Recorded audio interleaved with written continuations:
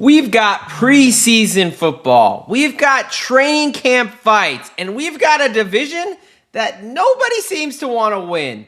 What's up, folks? Welcome to the NFC South Division Preview and Best Bets episode.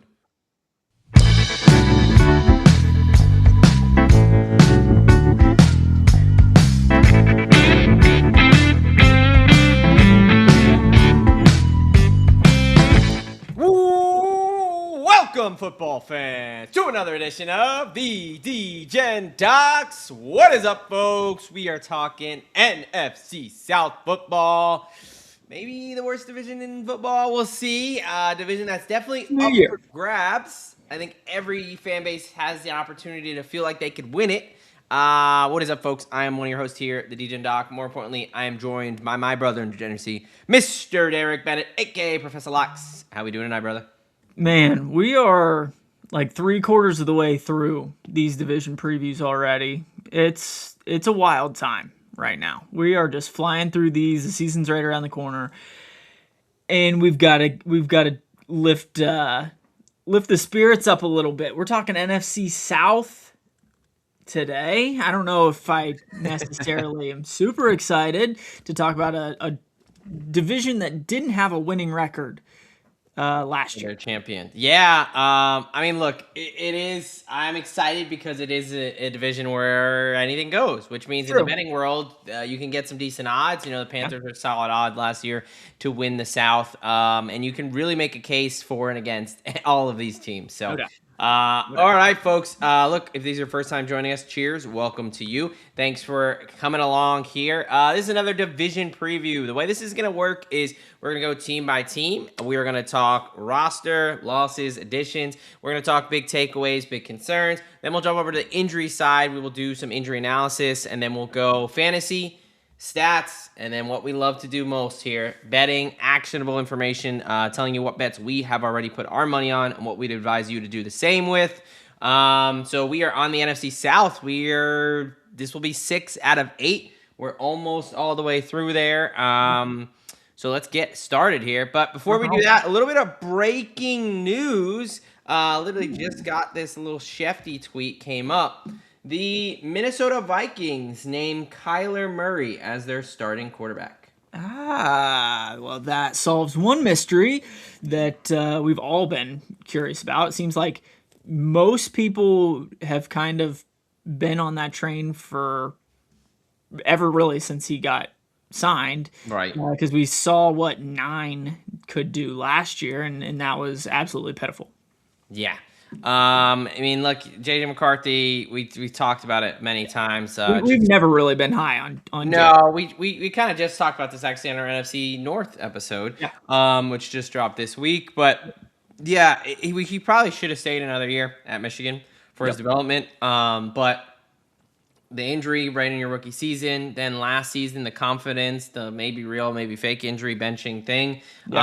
It's been a tough, rocky start there. And we think, for someone myself who's pretty high on Minnesota, I'm very happy to see Kyler Murray's the starter there. And especially this early. I think, as of just a few days ago, I kind of expected, hey, Kyler, get a start in the preseason, JJ, get a start in the preseason, like give each one of them a half. Right. And then the third preseason, kind of make it a dress rehearsal for whoever was going to be the starting quarterback, give them another, quarter or half a game, something like that. Yeah. But as a Vikings backer, I'm glad that they've gone ahead and made that decision. Yes. And that way Kyler can get all the reps with the ones. Good for the locker room and everything there. So, yeah, a little bit of breaking news there for Minnesota. Also, it is joint practice season. Training camp is back in session, meaning that we get to have training camp fights. They are back, baby. This is between the Jets and the Bucks. Apparently, there was some huge brawls there. Also, Jets fans may want to cover your eyes, but Geno Smith threw third interception. Sounds like a couple pick sixes. And they had a nice recap here of the Jets and Bucks joint practice, 3 fights, 2 Geno Smith interceptions, and 1 player taken away in an ambulance, unfortunately. Ooh, So yikes. I think I was reading it really briefly. I think Quentin Stiggers is the guy, and he had an IV in him. So I don't know if that's some type of Tampa hot, heat exhaustion type deal or what all was going on there. But yeah. Welcome back, football is what I have to say. No, what is your general mindset behind these fights? Because they happen every year. It's nothing new. It's one of those things that owners, coaches some coaches I think try to get it out of the joint practices and things, and we're like, boys will be boys, like bring it on. Yeah, I mean, I think that there's always a limit, and there's always kind of like a bar threshold that shouldn't get crossed. But when you think about it, like just from a human aspect, these are guys who have been competing against kind of their teammates for all season, all off season. They've not been able to hit anything. Then they can hit their teammates. Now you get to hit somebody else. I think that is a little bit of like, a bull seeing red, especially for these guys. This is what they do. So yeah, a little bit of some skirmishes and stuff I think is okay. If you're full on like throwing fists, that's a little bit much. Also, I'll never understand why football players love to throw punches at helmets. Yeah. I don't think that doesn't usually work out for them. So yeah, I am all for the pushing and shoving aspects of that, because like, I think it does bring, or it certainly can bring a team together. Like if somebody starts to in this case maybe push on Geno Smith and the offensive line goes over and backs him up and stuff like that, can be encouraging. Yeah. But to your point, like we don't need to be breaking a hand or a wrist on somebody's helmet, or we don't necessarily need to be taking cheap shots at anybody. Like at this point, this is our jobs. Like this is how we make our livelihood, and we all should be aware of that. Let's not be too dumb, but we do see it all the time. So just a sign, football is right around the corner. Okay, let's kick it off here. We've got the reigning NFC South Division champions, something that everyone saw coming. Nobody actually saw this coming. It was the Carolina Panthers. As these cats, as my cat is very excited for these Panthers, clearly jumping all over this. 2025, 8-9, good enough for the division championship there. Made us a little bit of money on them keeping it close against the Rams in the playoff. 3-point game at home. I mean, they were really, really to them as home dogs was a very profitable play going into that last season there. They were really pretty good at protecting home field, even in some games they probably shouldn't have won. Okay, let's talk losses and additions. Not a ton, which typically we say bad teams make a lot of changes, good teams don't. Yeah, I don't know if I'd call them a good team, but they are the division champs, right? So not as many changes. Andy Dalton is gone, the backup, so I guess we don't have to worry about Bryce Young maybe getting benched or needing to take Andy Dalton out with a car accident or anything like that. Rico Dowdle is in Pittsburgh. He was their leading rusher last season. Hunter Renfrow gone. Cade Mays is over with Detroit and unfortunately got injured. Austin Carbert's gone. DJ Wanham is gone. Ashawn Robinson also gone. Christian Roomboom, leading tackler from last season on the Panthers, is now on the Buccaneers. Little interdivision rivalry there.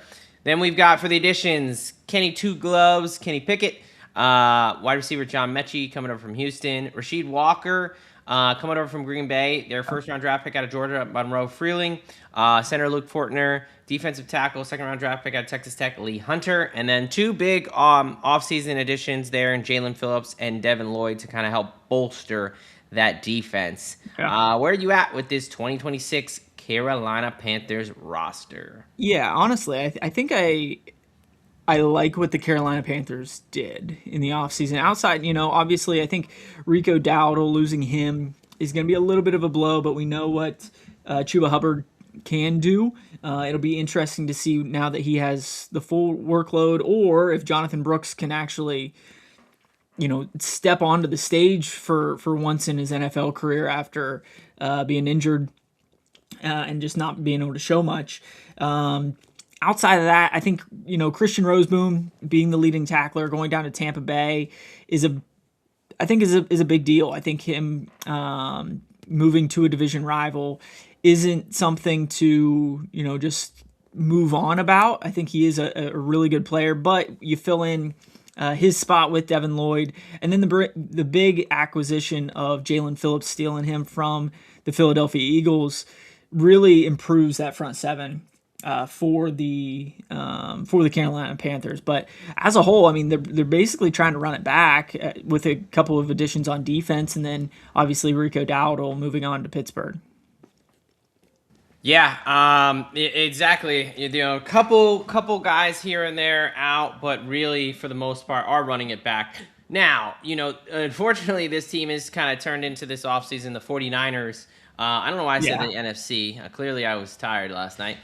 They are both in the NFC, but they are the South's version of the 49ers with their injury luck. We'll talk about that, but they've definitely had the most kind of injuries there. I mean, yes, but no. Like, one of the bigger ones is right tackle Taylor Morton, in my opinion. You do draft Monroe Freeling, the massive human being out of Georgia. I mean, they're in Georgia. He was a mauler. So if he can fill in the shoes, as a younger tackle, right? We'll see how that works. But you bring up a really good point, because I was going to talk about that. Let's actually just go right. The moves that they did bring in were more depth moves, which is always a good thing. Yeah, exactly. Like, I feel like they almost are somewhat prepared for some of these injuries, which is pretty impressive given the amount they've had. And then there's always the question of, is Bryce Young actually a good quarterback? Which I think the jury is still out. But he made some plays down the stretch. Also, their skill positions outside of Tech McMillan, at least the wide receiver tight end room, a little bit uninspiring. But let's get these injuries, because there are a ton that I want to talk about here. Outside linebacker, second-year guy out of South Carolina, Nick Scorton, really promising player, was the tied for leading in sacks last year. They didn't have a ton, but I think he had 5 last season. He tore his ACL pretty early on in training camp, like the first day, I believe. July 28th, ACL tear, 10 to 12 month expected recovery, out for the season. Also, third-round draft pick Chris Brazzell out of Tennessee, wide receiver. He tore his LCL. He is going to be out for the season as well. Both those guys should be back for next year, but obviously this season it's a bit of a wash there. Brazzell was kind of fighting for that wide receiver 3 spot with Xavier Legette there, who's kind of fallen off a little bit, but it's going to be Legette's by default at this point. And then that's offensive line injuries that we were talking about. Taylor Morton, blood clots, unforeseen thing. Really, not much you can do about it. They did say he will definitely miss the early part of the season. There's not really a set timeline, especially with this type of deal. Like, it's hard to project. There's a chance he returns this season. Probably should be able to, but again, if things don't progress the way they need to, then obviously his health comes first. And then left tackle Ike Ekwonu tore his patellar tendon in that playoff game against the Rams last season. This is about an 8 to 10 month recovery. He's just about 8 months to week 1, so he's on the pup still. Likely will not be out there for the beginning part of the season, but both those guys should be able to return. But like you talked about, drafting Monroe Freeling, getting Rasheed Walker from the Packers, those should be 2 capable backups to kind of fill those holes there. So it's kind of nice that they brought those in. Obviously, you'd want Morton and Ekwonu to be out there, but they should be able to hopefully weather the storm from 2 pretty big injuries. And then defensive tackle Tershawn Warren, who came over from Kansas City, not this offseason, but the offseason before. Unfortunately, he had a neck injury and wound up having to get surgery in May. And we talk about it. Neck injuries in football do not mix, especially with big dudes. I mean, it's from this surgery, it's about 4.5 months until week 1. I think that's a stretch by a long shot. He's still on the pup. No clear timeline to return. These are really touch and go. Sometimes they're career threatening. So I would not expect to see Warren anytime soon. So some notable injuries, but at least in the offensive line, you bring in Jalen Phillips on the defensive line. Hopefully they're able to weather the storm and maybe get some of those guys back. Um, let's talk fantasy here, Yeah. and let's focus on the running back room. Let's talk Chuba Hubbard versus Jonathan Brooks. Sure. Jonathan Brooks, the stud out of Texas, came in with a ton of hype. He was coming off an ACL tear. We were kind of pounding the table. Hey, fade that, man. Like, it's going to be tough as a rookie to come in. Right. Unfortunately, he came in and tore his ACL. I can't remember if it was the same or the other side ACL. I think he retore the same Yeah, one. retore his ACL. So he only got a little bit of burn last season. Now in the offseason, he's getting a ton of hype. I mean, he was a really good prospect, but now we're coming back from 2 ACL tears. So the hype is there. They're talking about getting him more involved in the offense. He's going to RB36. And then you have Chuba Hubbard, who's kind of been the proven commodity. But last season, he was kind of second fiddle to Rico Dowdle. Rico Dowdle, led the team in rushing by almost 500 yards. Chuba only had 134 carries, 500 yards, and 1 touchdown. Chuba's going RB32. So pretty unclear of what this is going to look like. If you had to take one, who would you take and why?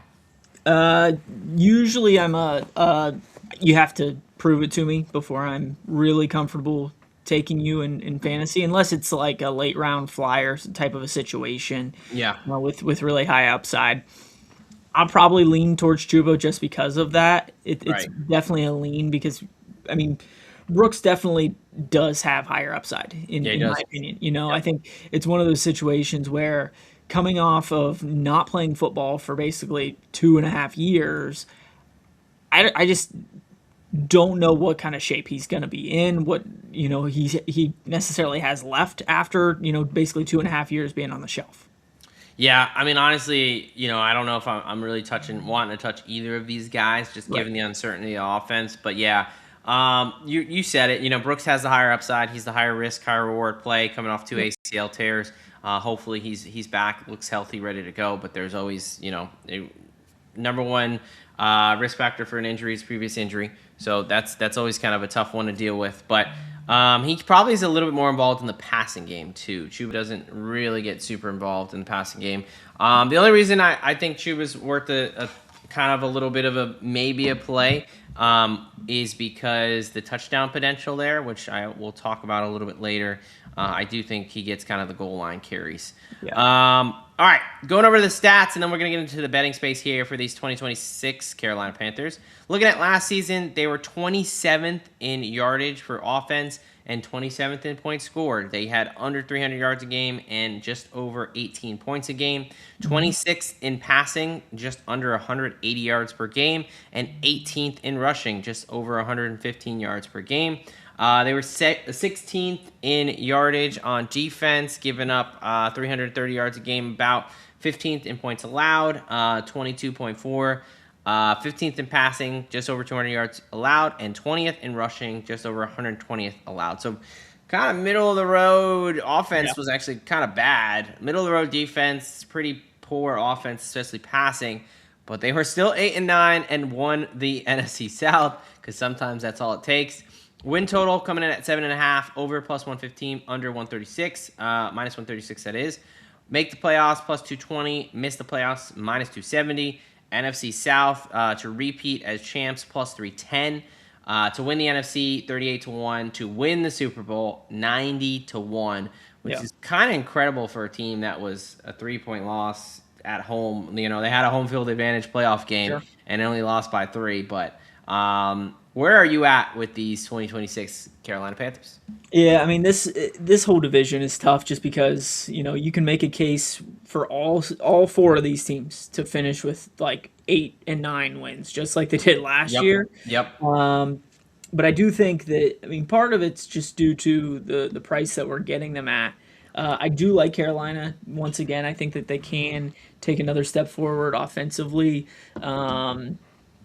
If Jonathan Brooks is anywhere close to where he was coming out of Texas, I think that could be a very similar spot in the running back space. If Bryce Young can continue to develop a little bit more behind this offensive line that last year was pretty solid. You've mentioned the injuries there earlier, but if this offensive line can be where they were last year. I think that the skill positions are good enough. I think as a whole, Ted McMillan is obviously kind of wide receiver one, but I am a big Jalen Coker fan. I think that he is a good wide receiver two option. And I think their defense does take a little bit of a step forward with Devin Lloyd and Phillips there. So, yeah, give me their over 7.5. I will play them to make the playoffs at plus 220. That's probably the better bet as a whole. If you get to 8 or 9 wins in this division, you might be in the playoffs anyways. And because of that, I'll take them to repeat as champs at plus 310 as well. I think it's one of those situations where nobody has a clue what's going to happen in the NFC South, and basically you're getting, I think, the third best odds for Carolina just to repeat. So, yeah, give me them to go over their wins to make the playoffs and the division there. Yeah, I think if you want them to make the playoffs, I think you have to play the division. I don't really see this division having two teams. I mean, maybe we'll see. So yeah, I think if they're gonna get in, they probably have to win the division crown there. I will also be on the over. I'll take the over 7.5. Over on score bets. You can get it at plus 130, so you can get a pretty good number there. Look, this is a little tough. I did have a little bit of hesitation here, because they do play a first place schedule. This is a pretty tough schedule that they have. But with that being said, if we look at their schedule, it seems like they get most of the tougher matchups, in my opinion, at home. You get Denver at home, you get Baltimore at home. Correct. Yeah. You get Cincinnati at home. Yeah, so Detroit. Teams that could take a step forward or just pretty good from last year. You're getting them at home. And they were rock solid at home last year. That's a good point. They'll probably steal a couple we're not really factoring in. So, yeah, I do like the over. I do think it'll be close again. I could see another 8-win team. But I do ultimately think that they are a better team than last year. I like some of the additions they brought in, particularly Lloyd and Phillips. I think the rookies will have an effect there in the first 2 rounds. It does suck about Nick Scorton, but I do think that they brought in a couple guys. Cam Gill, a guy who actually played in the UFL, who's the Defensive Player of the Year, who had double-digit sacks. He had the sack record for them. He's a guy who won a Super Bowl with Tampa Bay. I think he could sneakily, add some pressure opposite side of Jalen Phillips there, work his way into the rotation. So I think because you have Jalen Phillips, who is a proven edge rusher commodity, you can kind of have some of the other guys, walk into some sacks sometimes. So I think that they're able to weather the storm despite the injuries. Typically, if a team loses both their tackles, I will be very much out on them. But they kind of have a plan for it. And, Canales has shown that he can kind of get the most out of this roster. So I will go big Derek Brown right there in the center of the defensive line. So he is one of my favorite players to watch. I mean, you're right. I mean, they do have Ted McMillan, Brooks or Hubbard. I think they can do enough on offense. The defense does have some dudes. J.C. Horn, Derek Brown, now Jalen Phillips, now Devin Lloyd. Nick Scott in the back end as well. They've got some dudes on defense, so there's some potential there to be a pretty good unit. And I just think you're in a weak division. I think they can get to 8 wins there.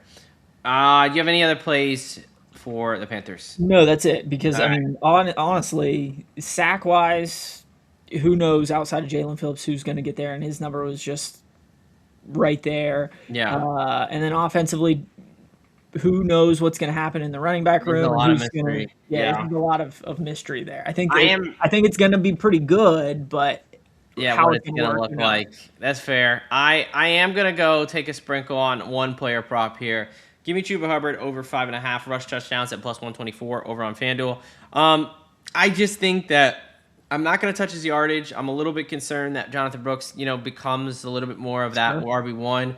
I just do think he's going to he's a bit the bigger back. I think he's going to get the goal line looks. He's trusted a little bit more. I know Brooks is now going on his 3rd year, but he's basically a rookie. I mean, he's only played a couple games, so Right. and he had some fumble issues in the past. So I do think Hubbard's still going to be involved. I don't think they're just going to shelf him. Not last season he didn't have many touchdowns, but the season before he had 10 rushing touchdowns. I just think that an offense that is a little bit underrated will score some. I just think he's able to punch it in and get to at least 6 touchdowns there. I like the over a bit more, but that is the one player prop I'm going to take a little flyer on. Okay. The defending NFC South champions. Both Derek and I are in on this team to hit the over 7.5. Can get that at a nice plus 130 there. Derek is very in on them. He is taking them to make the playoffs at just plus 220 and to repeat as division champions at plus 310. I will also be taking a sprinkle on Chuba Hubbard over his rushing touchdowns at a nice plus money. The Panthers paid out for us last year, and we're hoping for the same case this season. That's right. These New Orleans Saints are coming to town. Who dat? The Saints are marching in a season where there's a bit of hype around a team that was 6-11. Yep. Let's see if they can fulfill that hype. I have a feeling one of us is going to think they can, and one may fade it. Let's take a look at what this team lost. This is a 6-11 team last year. Started really slow. You had the Spencer Rattler experience, and then we went over to the Tyler Shuck experience, which had a little bit more success there. A little bit more flashes, I should say, at least. Losses, Taysom Hill, unfortunately, most likely going to be a Denver Bronco and join Sean Payton, but he is no longer in NOLA. Demario Davis, a staple for them for many seasons, even their leading tackler at the age of 37. He is gone, and with the Jets, I believe, is where he's at now. Alontae Taylor is in Tennessee. He was the second leading tackler on the team, and then Michael Davis is gone as well. 4 additions, brought in some notable guys. Probably most notable, Travis Etienne or Achane, or however he wants to do that. But the player formerly known as Travis Etienne. Jordan Tyson, the the first round draft pick. A lot of hype there at Arizona State. Brought in Noah Fant. Oscar Delp, the very successful tight end at Georgia. David Andrews comes over for a second round draft pick out of Georgia, Christian Miller. And then they brought in a couple guys in the edge room, Anthony Jennings, Tyree Wilson. Caden Ellis, who was a leading tackler for the Falcons, is now on the team to help replace Demario Davis. And then cornerback Martin Emerson there from the Brownies. Where are you at with this 2026 New Orleans Saints roster?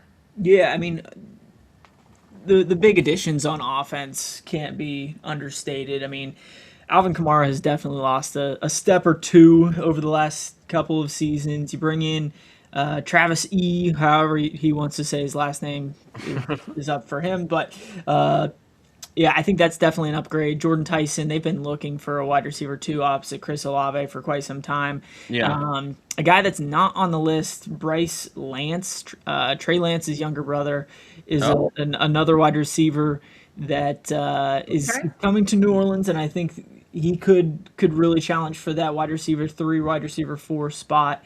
Okay. Somebody is much higher on Juwan Johnson than I am on this podcast, but outside of that, I mean, defensively, you bring in Ellis. Caden Ellis is really your big addition. Caden Ellis is probably the big one, but other than that, I mean, it was mostly depth options coming in on the defense. The defense is aging. I mean, I think the New Orleans Saints, it really just depends on Tyler Shuck's development and what he can give them in year 2. Yeah, I mean, that is the big question. I think, like you talked about, clear upgrade in some of the weapons, but Shuck's got to prove it. Got to avoid that sophomore slump and continue kind of. He looked pretty good, but there is a concern about the level of competition that he had some of those bigger games against. So we shall see. Now, moving over to the injury front, we got a couple here. Unfortunately, Brian Brzee, very talented player out of Clemson, defensive tackle, tore his ACL, and he will be out for the season. The NFC South, we talked about it, but their D-line injuries have just been brutal. So he's out for the year. Jordan Tyson, was dealing with some hamstring stuff in college, was dealing with stuff in the offseason. He's been in training camp, looks good, no issues so far, but just something to note, obviously. And then another hamstring injury, Cam Jordan, picked up a hamstring injury just last week. We were waiting for more information, looked at something just before we went live here, or jumped on. Looks like he's going to miss a decent amount of time. Looks like it's probably more of a grade 2. Could push into the season. We're 5 weeks away. 4 to 6 weeks is typically a recovery timeline you'll see with those type of injuries. So it's either going to be right up against it or he's out week 1. You don't really want to push it, especially to start the season and make it a nagging thing. Right. So he's a little bit of a question mark there on that defensive line. Now, you did bring in, Anthony Jennings, Tyree Wilson, some guys who have been productive in the league, so you have some options there. But obviously, already losing Brazil, you don't want to lose Cam Jordan as well. Right. Okay. We're going over to the fantasy side. We've got a wide receiver room that is, could be pretty potentially impressive. I know that there's a lot of hype going in. I admittedly am pretty high on this room. We've got Chris Olave going off at wide receiver 12 or 13, and Jordan Tyson at wide receiver 35 or 38. Are you in on either of these guys, or is that a fair number? Too high, too low? What do you think about that? I guess I'm in on both of them, and I think that they're pretty fair numbers as a whole. Chris Olave, if he's on the field, he's gonna get his. In 3 of the 4 seasons that he's been on the field, he's been on the field in all 4, but I think it was his sophomore year. He was a guy that had like 2 or 3 concussions and missed about half the year. But outside of that, he's been a 1,000-yard receiver. Jordan Tyson has all the potential in the world to be a dude. Yeah. So like I said, I think I'm in on both of them. I think they're going about where they should be.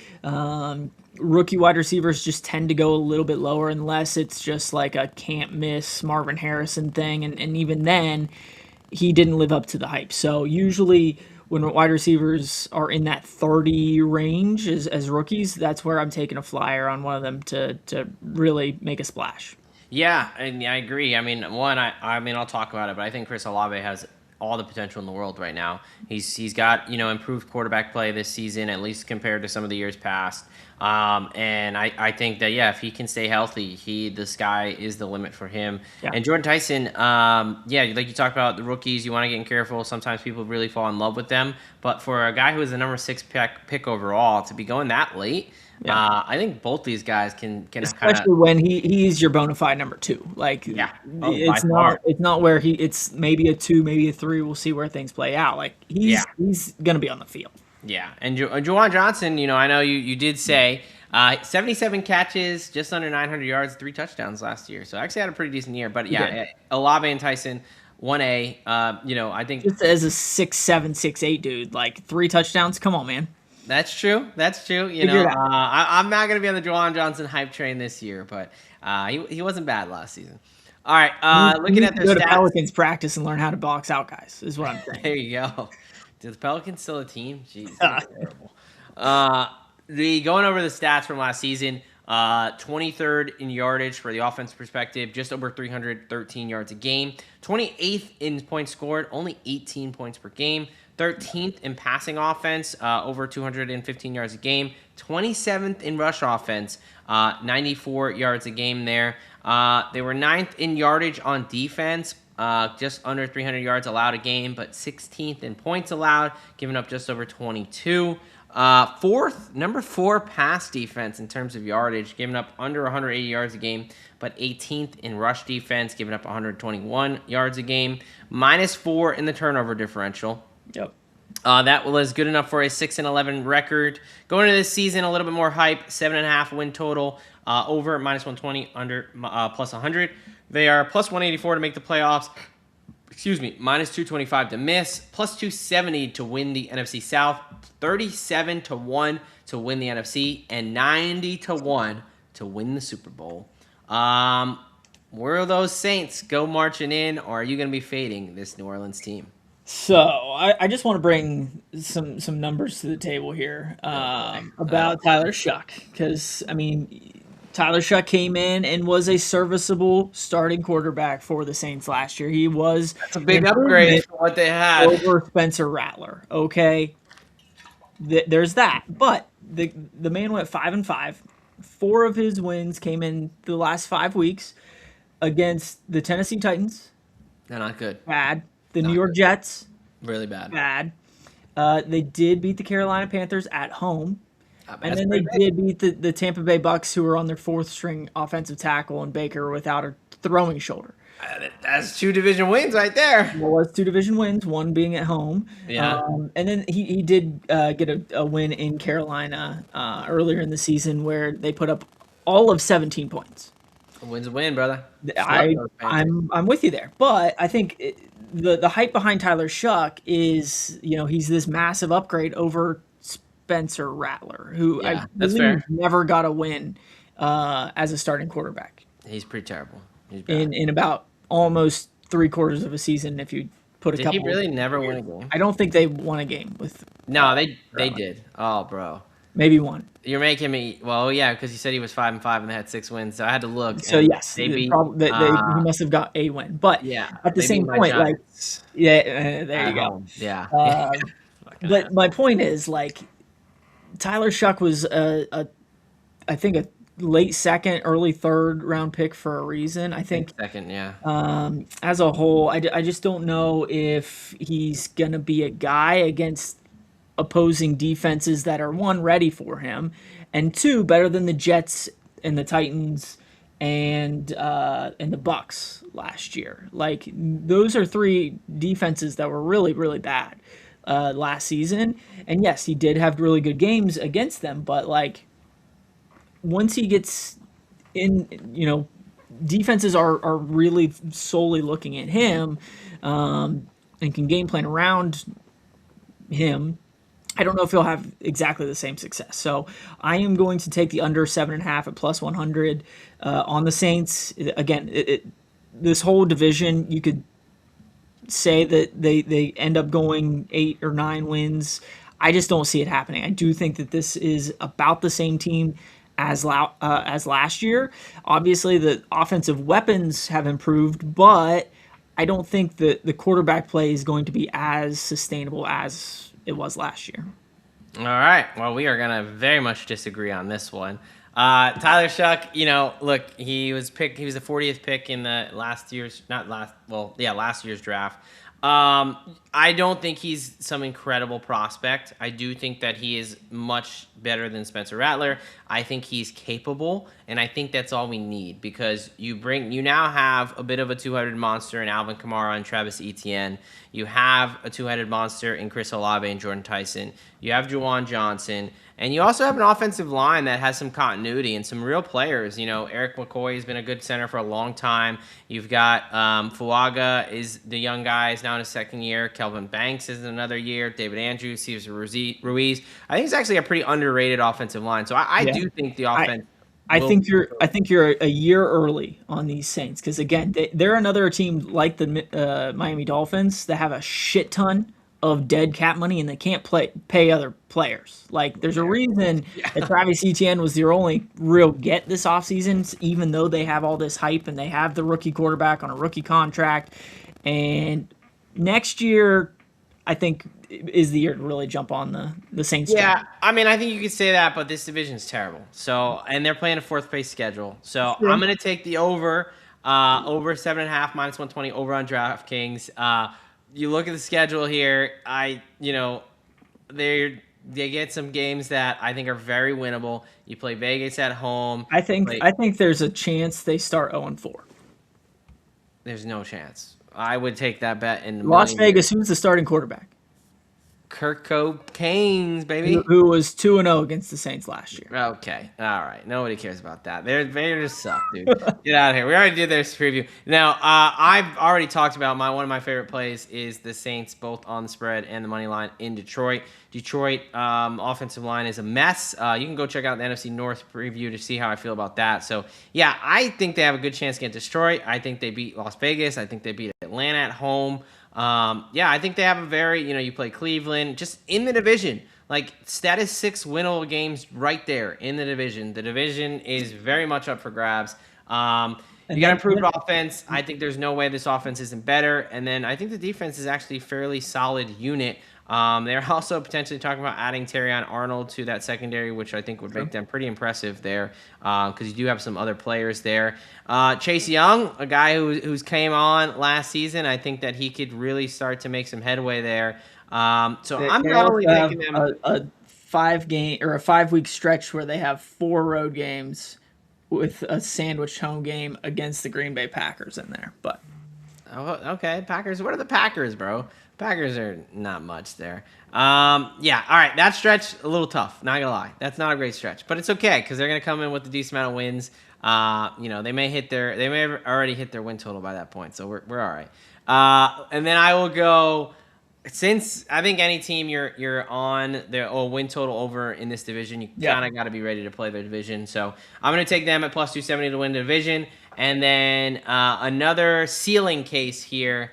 Give me a sprinkle on them to win the NFC at 40 to 1 over on score bet. Okay. You win a bad division, all of a sudden you're in the playoffs, you got a home playoff game. Things start to click for a little bit of some young guys in the offense, and what do you know? All of a sudden, they're the NFC champs. If they're going to win the NFC champs, Chris Olave is going to be a massive part of that. And because of that, I'm not going to completely bash the Saints because Chris Olave is still my guy. Give me his over. It's set at 1,024.5 at minus 110. I mentioned it earlier. He's hit this in 3 of the 4 seasons in New Orleans. He just got paid, and as long as that dude is on the field, he is a game changer. Yeah, I'm right there with you with Olave. I've also got him for 1,000 yards. I got him for over 5.5 receiving touchdowns, both over on the score bet there. You can get minus 110.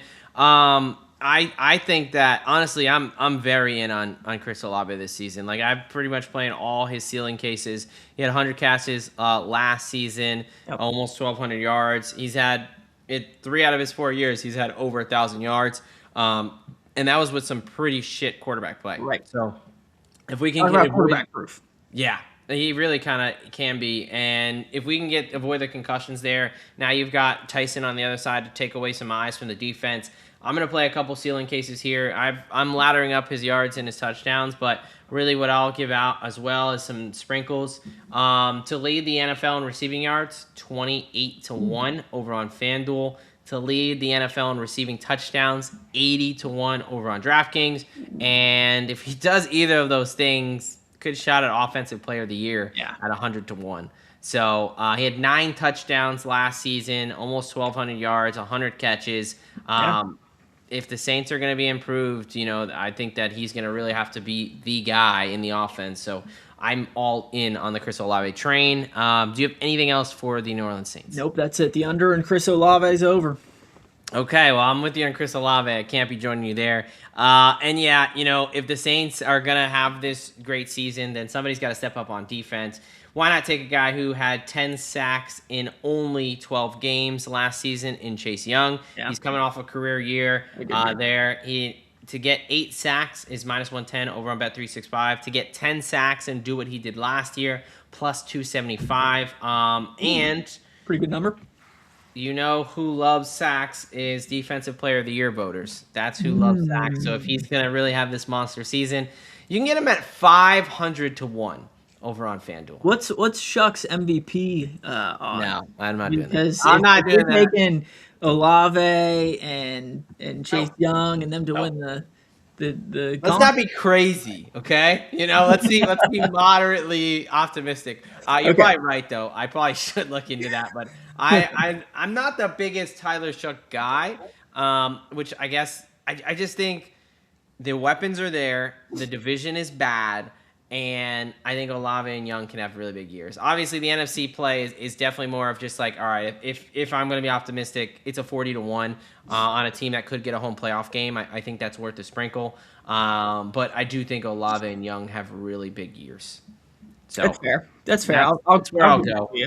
All right, these Saints. Well, I hope they're marching in my case. Derek, on the other hand, not so much. I will be on their over 7.5 wins. He will be on the under. I will also be playing their division and the NFC slight sprinkle there at 40-1. We're both in on Chris Olave to have a monster year. I'm going to play his ceiling cases all the way up to Offensive Player of the Year at 100-1. And I really like Chase Young coming off a career year. Cam Jordan, another year older, some injury concerns. I do think Chase Young becomes a leader of that defense, really becomes a sack monster for them. To answer my question, shocked to win MVPs 100-1. 100-1. Well, I raise you Chase Young Defensive Player of the Year 500-1. That is where we are at with these New Orleans Saints. Heading over to hot Atlanta, talking about these Falcons here. Do they still have a quarterback? We'll see what's going on there. But with these Atlanta Falcons, another team in the South with an 8-9 record last year. Funny enough, 3 of those teams did it. Going in, we typically say bad teams have a lot of changes. I don't think, despite 8 wins, they were a particularly good team, although having some really good players. Yeah. They lost Kirk O'Chains there, Tyler Algier, the leading touchdown scorer for them, which, what a trivia question. I should have asked you who scored more rushing touchdowns, Algier or Bijan last year. 8 rushing touchdowns. Pretty damn impressive there. Knowing you, I would have taken Tyler Algier. You're an Algier homie. Tyler Algier has made me a lot of money over the years because he's just so always doubted. I cannot wait to play him anytime touchdown, 2 touchdowns over in Cardinals, even though he's in a very crowded running back room. Darnold Movie is now with the Giants. Caleb McGarry, I believe, is retiring. Leonard Floyd is gone, as well as David Onyemata and Rook Aurora. Caden Ellis, leading tackler, is now in New Orleans. D. Alford, leading in pass deflections, is gone, as well as Zane Gonzalez. Now for the additions, they brought in Tua Tagovailoa, running back Brian Robinson over from the Commandos, Zachariah Branch. Actually, Brian Robinson, I guess, played in San Francisco last year. Forgot about that. Zachariah Branch, one of their draft picks there out of Georgia. Jahan Dotson and Olamide Zaccheaus rejoin the Falcons there. Austin Hooper, Jawan Taylor from the Chiefs. Deshaun Hand from the Chargers. Azeez Ojulari making his way around the NFC. Christian Harris coming over from the Texans. Avion Terrell was their first draft pick in the 2nd round. And kicker Nick Folk. So a good amount of turnover here. Where are you at with this 2026 Atlanta Falcons roster? Yeah, I think as a whole, I have some major questions on defense and what they're going to necessarily do from a pass rush standpoint. I mean, you draft a couple guys last year. James Pierce popped a little bit, but he's a head case waiting to happen. We'll probably see lightly. some legal actions taken on him. I would hope, at least. Obviously, you have Bijan Robinson, you have Drake London. Kyle Pitts had a career year last year. Their offensive line, I still think, is really, really good as a whole. But you do have a little bit of movement there with bringing in Jawan Taylor, But yeah, I think this Atlanta Falcons team, how they got to 8-9 wins, baffles me last year. I don't know if they're going to necessarily be able to replicate that. But again, NFC South, kind of anything goes. Yeah, that's probably a good slogan for this division. Anything goes, and it's probably not what you're thinking. Yeah. Although the Bucs did have a little bit of a run there, and they kind of are the perennial favorites. So we'll see. 2 years ago and for a couple years before that, the Atlanta Falcons pass rush was non-existent, and it was very alarming. So they went out and spent 2 first round picks on some pretty promising guys that really kind of looked to turn things around. Yeah. And then, unfortunately, Jalen Walker, one of those guys, tore his ACL last week, and James Pierce decided to get arrested. And although he's out there right now, I can't imagine he's not going to be suspended for some amount of time. So they are very likely back to no pass rush again, which is very alarming for the Atlanta Falcons. Also, the quarterback position. Tua or Michael Penix? I'm not very high on either guy, so that's a Yeah. concern for me. Yeah. And what that QB1 position is going to look like. Let's talk about those injuries because we kind of already did. Talk about Jalen Walker. He's out for the year for sure. James Pierce likely going to be suspended, probably almost definitely, but we're waiting those kind of news. They want to see how that legal stuff will play out. Michael Penix Jr. coming off that ACL tear last season in November 16th. Looks good in training camp, I hear. Yeah, he's not been fully cleared to fully practice, so he's not doing 11 on 11, but he's doing 7 on 7s. So he's throwing some. It's about 10 months or so until the season. Yeah. I don't think he's really going to be. I don't think. Yeah. At this point, he's not really getting the reps with the ones. I think it's going to be Tua's job to lose. I don't think he's going to be ready for week 1. Even if he is, this is going to be very rushed and just kind of. And it's a situation where he's been in Atlanta for a couple years now. They kind of have a general idea of who Michael Penix is. Yeah. Very so results when he has been on the field. So, if I'm Atlanta and Stefanski there, I think you give Tua a shot and see if, Michael Penix can really get a little bit healthier over the first 4 to 6 weeks of the year. If Tua's playing great, keep it rolling. If not, then you jump in with Penix. Yeah, I think that's a fair assessment. Also, cornerback, starting nickelback, Billy Bowman from Oklahoma tore his Achilles last season in November. Yep. Typically a 10 to 12-month recovery. He's got 9.5 months. He's on the pup, still on the pup. No real clear timeline on when he's going to return. So week 1 is definitely in doubt. May miss the early part of the season. So definitely your 2 edge rushers, likely your starting nickelback, and your starting quarterback from last year. Likely not going to be out there to start the season for these Atlanta Falcons. Move over to the fantasy space. 2 guys, very highly rated. I don't think we need to talk about Bijan. We kind of talked about him already. He's a stud. I don't think, you said it, forget it. No matter what. That's not going to be fun to discuss. But I do want to talk about Kyle Pitts and Drake London. 2 guys who are going very high. Both top 8 in their position. Kyle Pitts going tight end 6 or 7, and Drake London going wide receiver 7 or 8. Are those fair? Is that where are you at with Kyle Pitts, Drake London's in the fantasy space? For London, I think that's a little bit high, especially when we don't necessarily know what this quarterback situation is gonna be.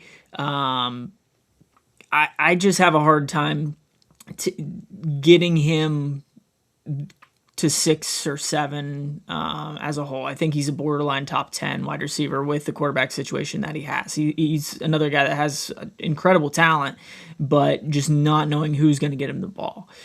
Kyle Pitts is another, like you said, interesting situation where we still have that, but if Penix or Tua are in there, sometimes both of them can turn into dump-off kings, and that's where Bijan Robinson and guys like Kyle Pitts can really shine. So I think at their respective positions there, I think I'd probably end up going Kyle Pitts over Drake London. I mean, you're going to have to take London in kind of the back end of the first round or early part of the second round. I think I can find better value at that spot compared to where you would necessarily have to draft Pitts.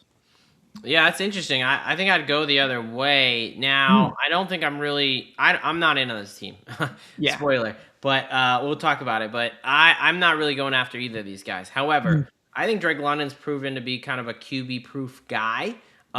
When we look at his kind of career, his young career. I mean, I think I saw a tweet, man. Look, when you think about the quarterbacks that he's had, Taylor Heineke, Ritter, Desmond Ritter, Kirk Cousins, Michael Penix, and now Tua. That's quarterback hell right there. True. And he's still been a very productive guy. Last season, only 12 games, 900 yards, 7 touchdowns. The year before, 100 catches, 1,200 yards, 9 touchdowns. Yeah. So he is a little bit quarterback proof. Whereas Kyle Pitts, he had a really good rookie year. Then he had 3 years in a row that were very subpar. And then last season, late in the year when they were eliminated and Kirk Cousins was in and Drake London was out, that's when he really started to turn it on.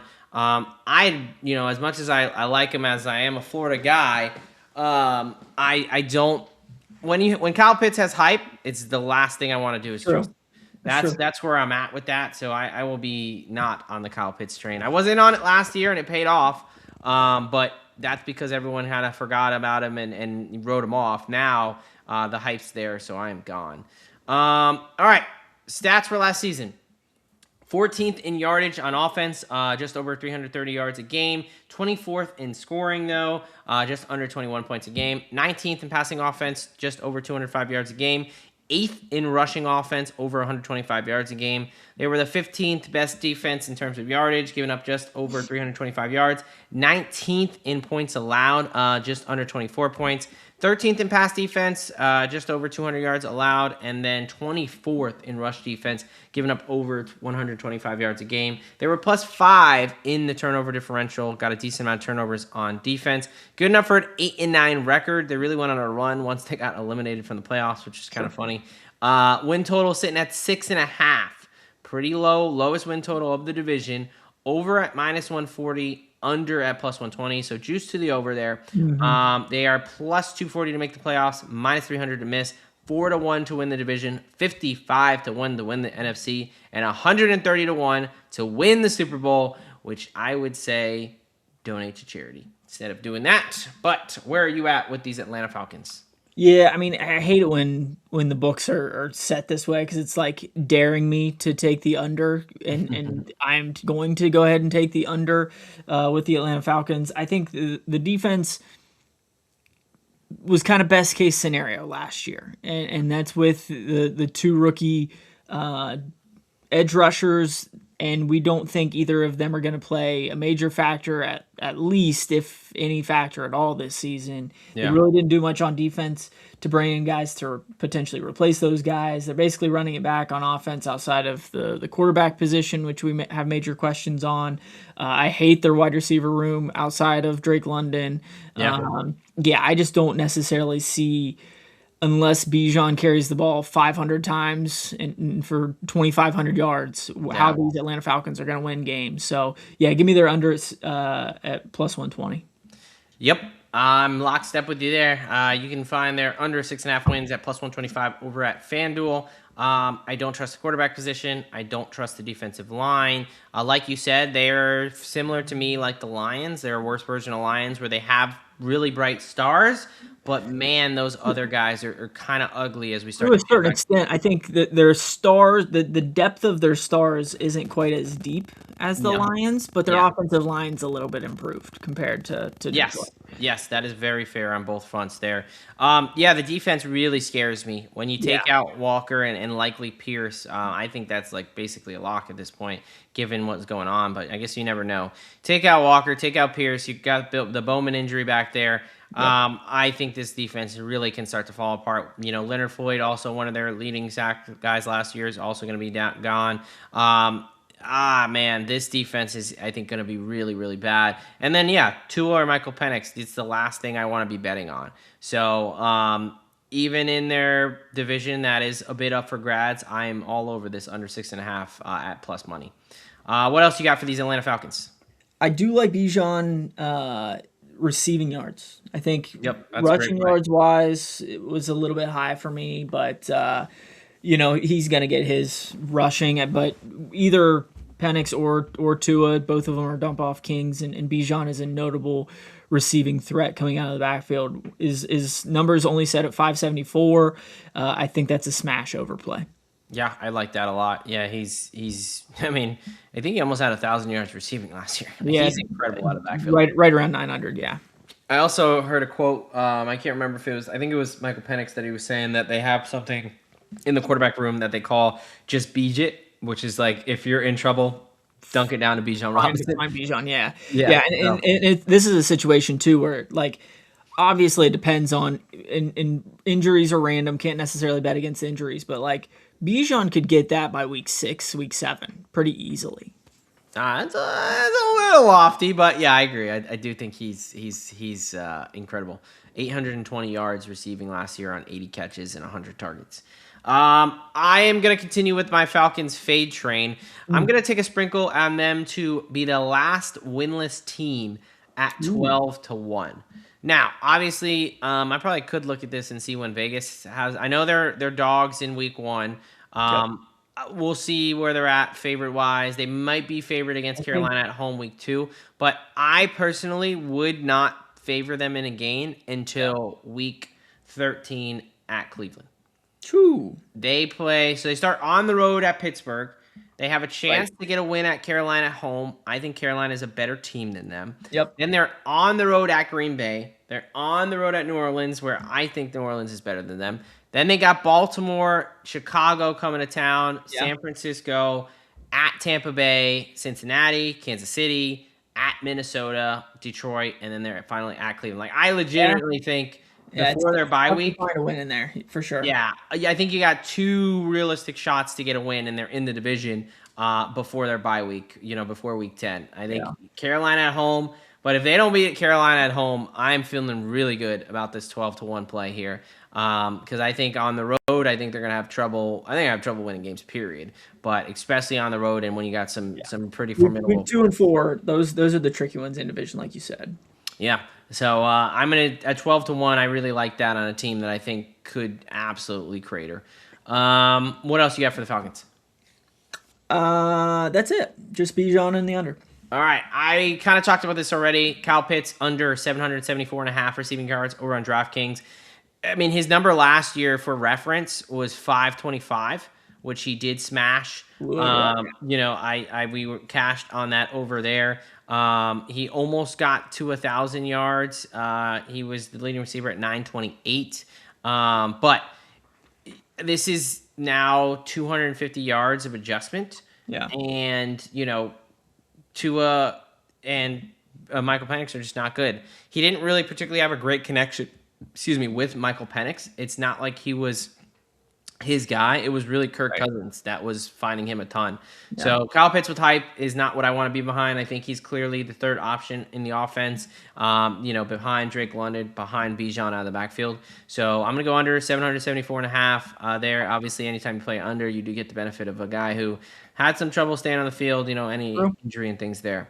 And then finally, I will take a little bit. This division is a little bit my sprinkles. I got a lot of here, but Zachariah Branch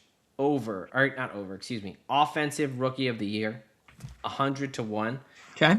We talked about this wide receiver room. Outside of Drake London, their depth chart is not very good. When Jahan Dotson is your wide receiver 2 on the depth chart, that's tough. That's real Zacchaeus played there for a couple years and whatever, but I think Zachariah Branch right now as a rookie is a much better player than Jahan Dotson and Zacchaeus. I think he's super explosive coming out of Georgia. He's a guy that you don't need. He can throw him. He's a Waddle type. I mean, he's gadget guy too. Like I could see them, getting him, drawing some stuff up around the red zone for him, like some explosive stuff there. So I think that Atlanta's going to be behind in a lot of games. I think that he could get some easy stuff. All the attention is going to be on Bijan, Drake London, Kyle Pitts. He's going to have some real opportunity there. So I think he's a guy who can work his way into the lineup early because he's not a lot of competition ahead of him. And at 100-1, I think this is something that he could very attainable for him this season. So, I love Zachariah Branch, 101 Offensive Rookie of the Year.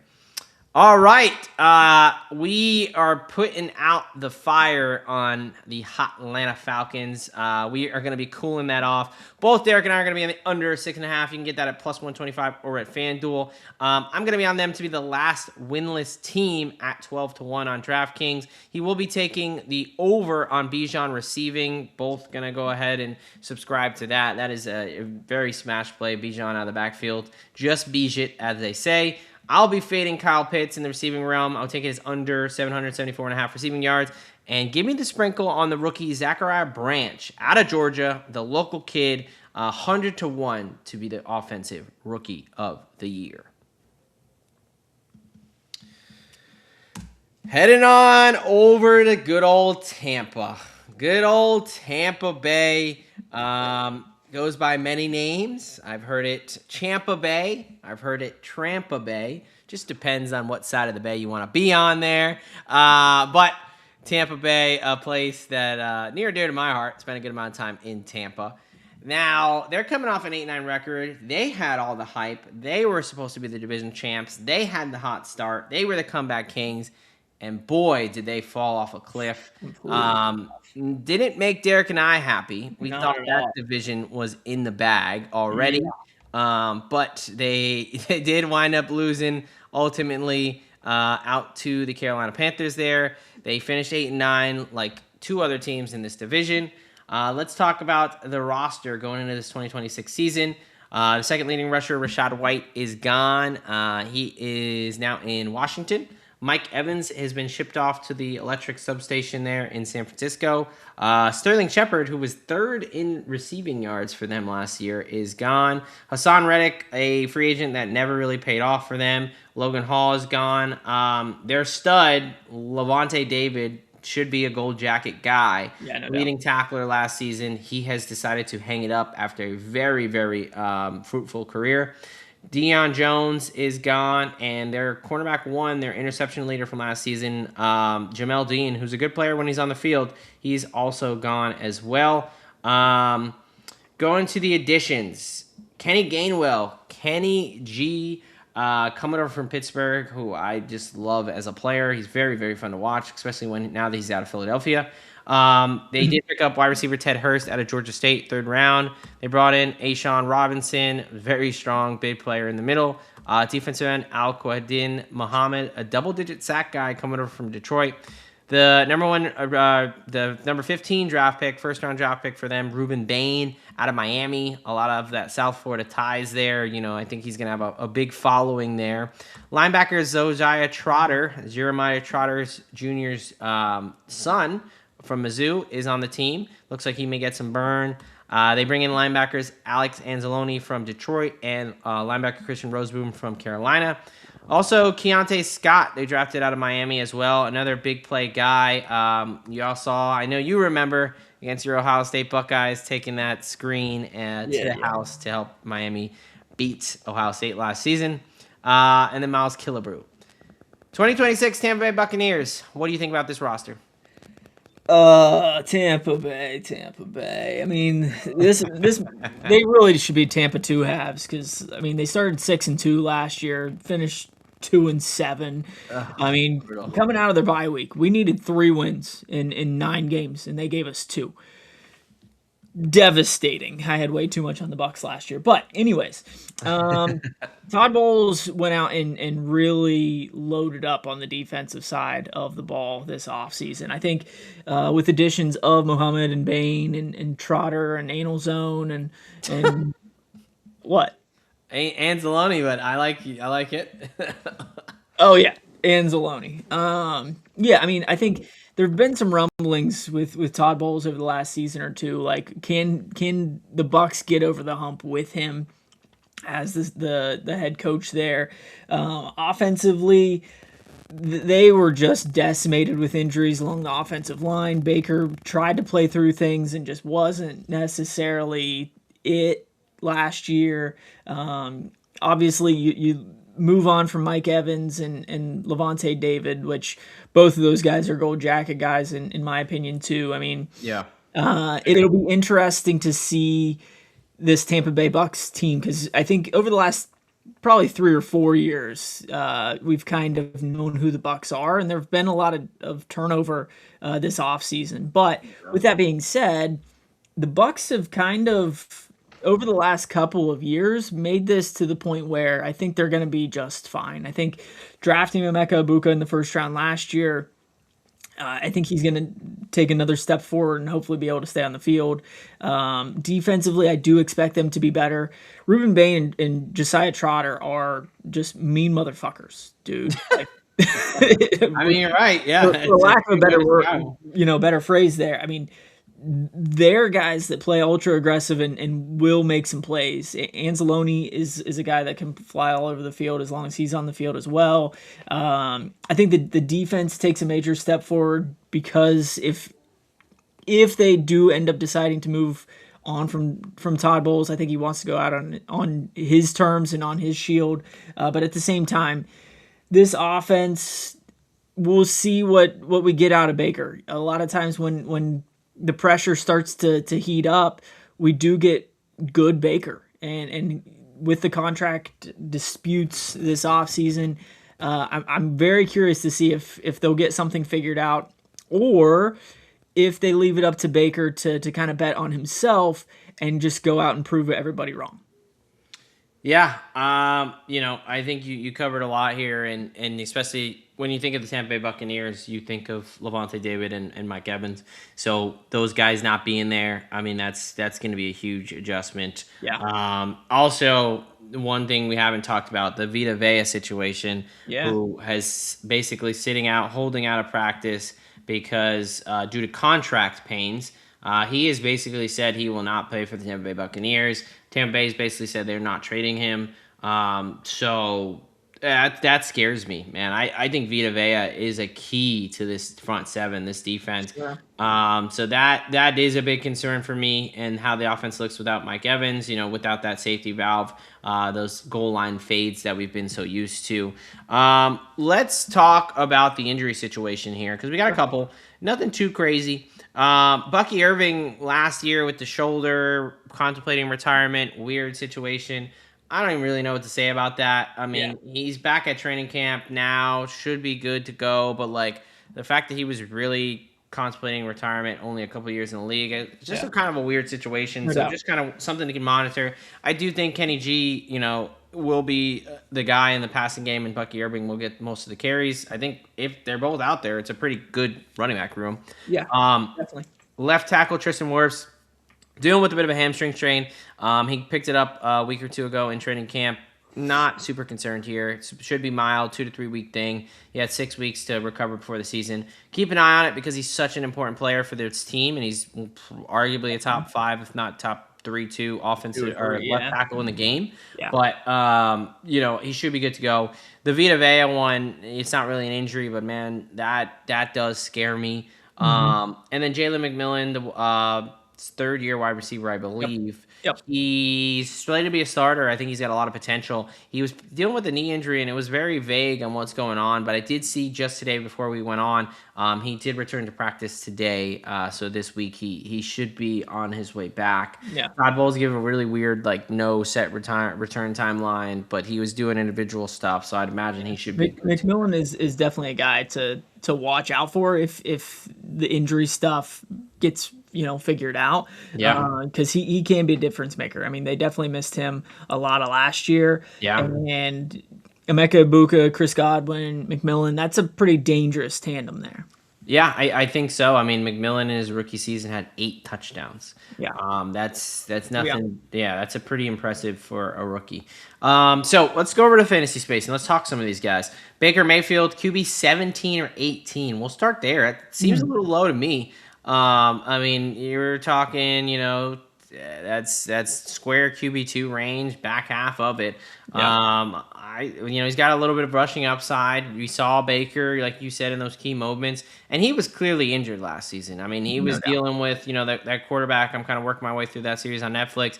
He was dealing with, a little bit of some bicep things. He's got the labrum thing, some knee stuff. Like, he was beat up. Now, he kind of always is seemingly beat up by a little bit by the way he plays, but you would expect him to be a little bit healthier. He started the season on fire and kind of fizzled out there. Where are you at with Baker? Yeah, I'm definitely stashing Baker. If not taking him, probably closer to arguably QB1, because I think he definitely has that upside. I think personally, I'm surprised to see him at 17, 18. I'd probably put him somewhere 10 to 12. Yeah, I agree. I don't know if I could find 12 better fantasy quarterback options. Last 2 seasons, he's had 378 rush yards, 3 touchdowns, and 382 and 1 touchdown. So he does give you a little bit on the ground. Not a ton, but more than. He's dangerous. When he's feeling dangerous, he is dangerous. He is feeling dangerous with the drums and everything. He does have. He's a hype man. He's pretty easy guy to root for. Emeka Egbuka. Wide receiver 23 to 24. He needs to be their wide receiver 1 this season.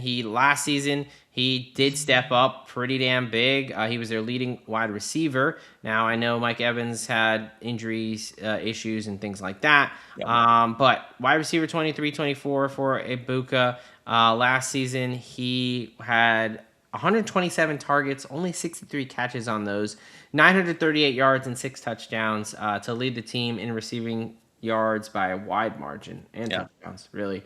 Where are you at with Egbuka? Yeah, I like Ibuka. I think that he could be, a borderline top 10 guy at the end of the season. Obviously, he could be exactly where people are drafting him, kind of 20 to 25 range, but I think he has the upside to be a top 10 guy. I'm definitely taking him as a wide receiver 2 in my fantasy lineup. Yeah, I mean, honestly, like from a target share volume perspective, I mean, we saw it in his rookie year, and now there is no Mike Evans, and there's no Sterling Shepard. Like he had 100 and almost 30 targets last year. I can't imagine that number is not even higher this season. Right. And I think going back to Baker real quick, I think his drastic slide, because he was a borderline top 5 guy for a couple seasons there. I mean, maybe not top 5, but 5 to 8, somewhere in there. I mean, I'm wondering if the movement from him and a little bit with Ibuka too is not having Mike Evans, not having your safety blanket there anymore. That is, until last year was 1,000 yards for 19 years or something like that. Yeah, 10 years in a row, I think, 11, 10 years. Yeah. So it's gonna be interesting. This offense, I don't know. It's got some questions, but Jalen McMillan as well. We talked about him, wide receiver 58 or 62, pretty damn late. For a guy, again, I know he missed a lot of the year last year with a neck injury, but the year before in his rookie year, he was coming off a 8 touchdown season. Where you at with McMillan? Worth a flyer? I'm taking a flyer for sure. Yeah, I think so. Yeah, I would agree there. All right, let's move over to their stats. Offense, 21st in yardage, just over 320 yards a game. 17th in points scored, just over 22. 20th in pass offense, just under 206 yards a game. 21st in rush, just under 115 yards a game. 18th in yardage allowed on defense, over 335 yards allowed. 20th in points scored, just over 24 points allowed per game. 27th in pass defense, giving up almost 240 yards a game, but 5th in rush defense, giving up under 100 yard. Yeah, +7 on the turnover differential. That was good enough for an 8-9 record that kept them just out of the playoffs. They are having 8.5 win total. Over sitting at +125, under -150. It's pretty heavy juice to the under. They are +130 to make the playoffs, -150 to miss, +170 to win the division, 22 to win the NFC, 55 to 1 to win the Super Bowl. All right, I'll let you start off, man. Where are you at with the Tampa Bay Buccaneers? What are your best bets for this team? Yeah, I mean, as a whole, I think that they are a better team than that 8-9 record last year. I think this team was absolutely decimated by injuries the second half of the season on offense, in the wide receiver room, the offensive line room, and then Baker played through his injuries, but he was beaten and battered by multiple joints there. But I'm going back to the well here. Over 8.5 wins at +125. I have them making the playoffs at +130. And then just to throw this in there, for Carolina and Tampa Bay to be the top 2 teams at +320, I'm taking that. All right. Yeah, you're back in on the Bucs, man. You're ready to get hurt again. Best of luck to you. I'm overall underwhelmed by the Tampa Bay Buccaneers this season. Looking in now, because of their division, because I am a Baker Mayfield fan, I am ultimately going to kind of stay away from their number here. I think that it is fair. George isn't going to like to hear this. Yeah, I know. My family in Tampa is really not going to be happy about this. But honestly, you know what it is? The Vita Vea thing really scares me. Yeah. I think if he's not on this defense, I think that, you're going Elijah Roberts, Elijah Simmons, A'Shaun Robinson, or Raheem Nunez-Roches. That's not... I don't know, man. I don't. That's not a top 5 rush defense in my opinion. You don't have Levante David anymore. That scares me. So that is enough. And the other thing is their pass defense.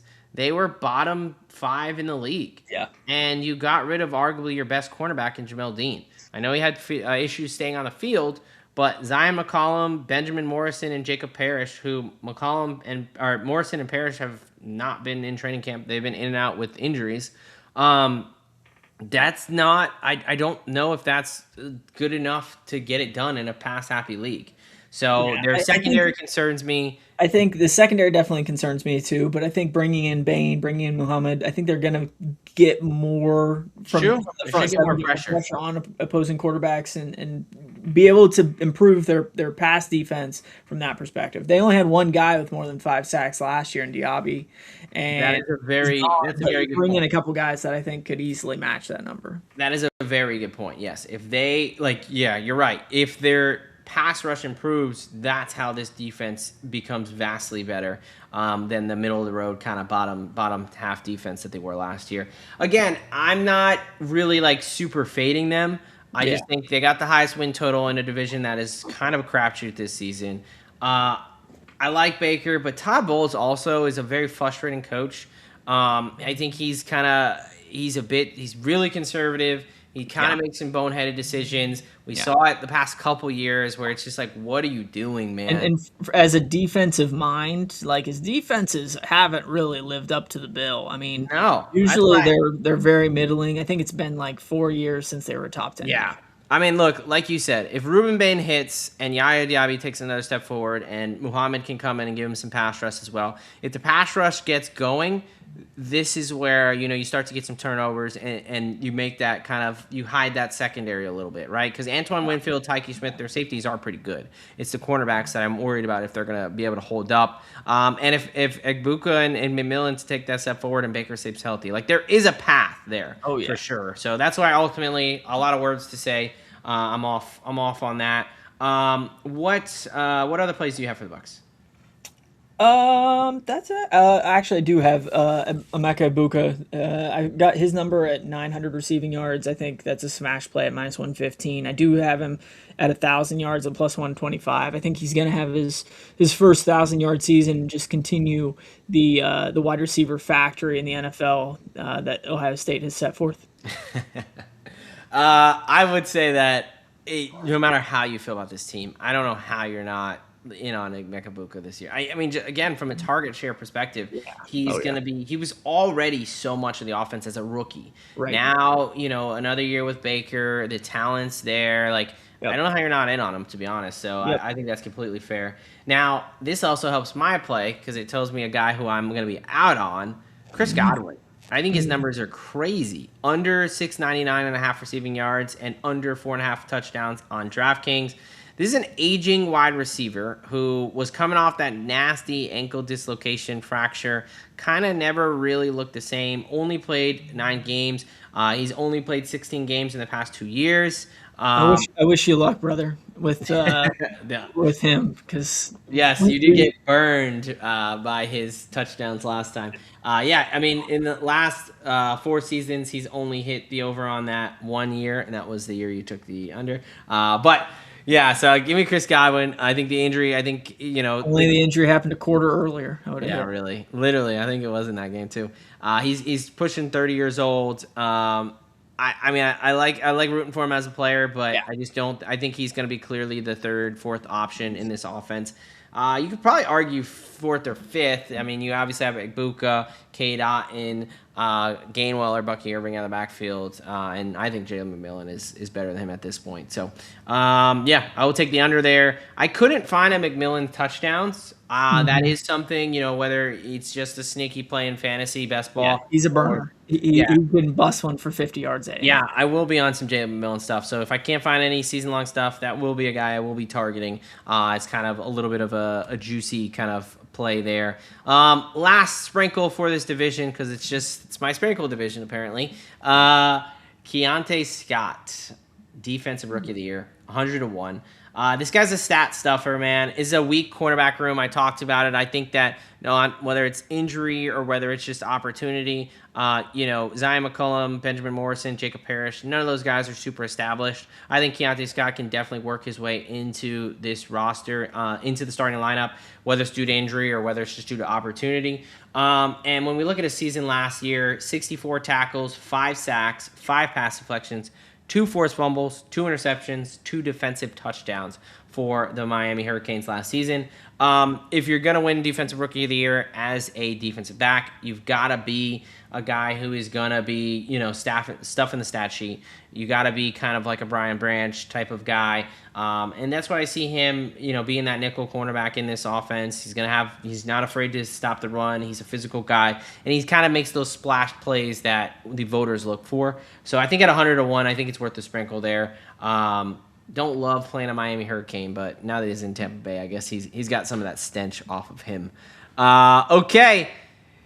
Tampa Bay, Derek is going out on a limb again on you this season. Don't let him down. He's on the over 8.5 plus 125.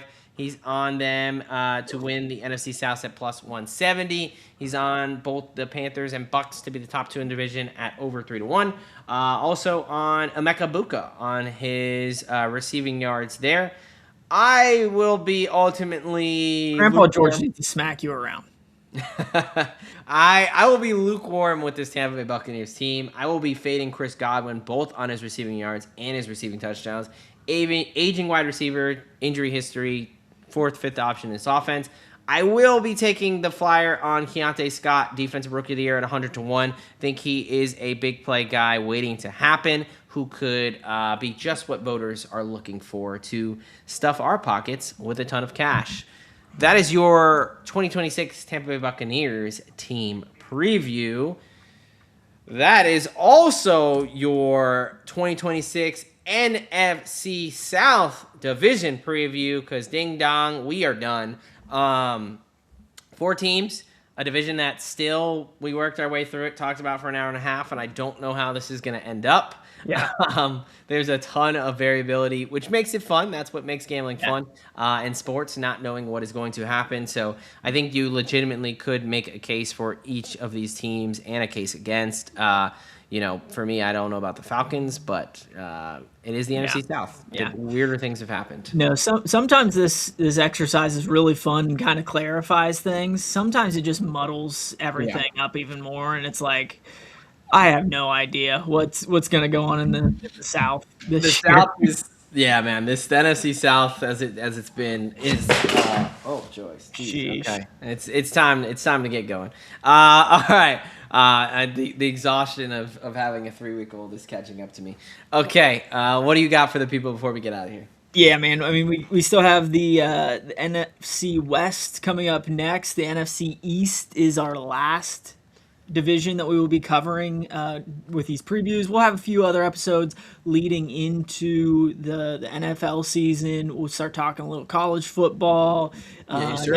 Then we got our college football episode and then our NFL episode every single week throughout the season, all the way through the national championship and the Super Bowl. If you haven't already, it's pretty simple. It takes like 2 seconds. Click that subscribe button down below. All we ask for, because we're just handing out free picks left and right, and we want you to profit with us. Yes, exactly, as my co-host said. We got some fun stuff on tap. We've got 2 more division previews. We'll probably finish those by next week. And then, we're talking about doing a Survivor episode, Best Ball episode. If there's any episodes you guys want to see, whether we've done in the past or something you want to know, whether it's fantasy or betting, let us know. College football, NFL. We're open to suggestions, so just leave us a comment there. And then, of course, on your way out the door, hit that like and subscribe button. Turn on those notifications. You never know when we're going to be dropping winning plays because we want to keep this show fun, free, and profitable, just like it was last season. Okay, folks, you know what they say. A lock a day keeps the bookie away. And here at the Degen Docs, we've got your prescription. From Doc and Professor Locks here on DFSG Plus, we are out of here.